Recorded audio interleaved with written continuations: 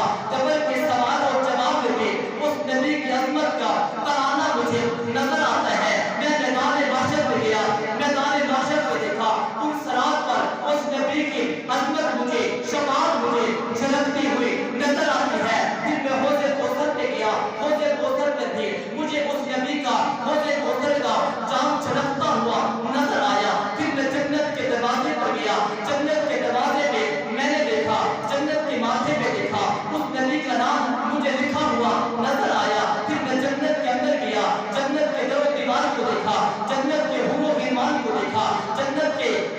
के हूरों के सीनों को देखा, जन्नत के गिलमान की मैंने पिशानी को देखा, लोह कलम की पिशानी को देखा, सिद्दतुल मुंतहा की इंतहा को देखा। मैंने अर्श से लेकर फर्श तक जहां भी नजर को उठाकर देखा है, एक तरफ जिक्र खुदा नजर आता है तो दूसरी तरफ जिक्र मुस्तफा नजर आता है। उस शायर ने कहा, मैंने विलादत मुस्तफा को भी लिखा, नबी के बचपन को भी लिखा, नबी के जवानी को भी लिखा, नबी के लड़कपन को भी लिखा, नबी का हुस्न कैसा था मैंने ये भी लिखा, जुल्फ़े मुस्तफा कैसी थी मैंने ये भी लिखा, जबीने नियाज कैसी थी मैंने ये भी लिखा, रुखसार मुबारक की चमक कैसी थी मैंने ये भी लिखा, लब कैसे हिलते थे मैंने ये भी लिखा, दंदान मुबारक कैसे थे मैंने ये भी लिखा, सीना कैसा आका का चौड़ा था मैंने ये भी लिखा, आका की दाढ़ी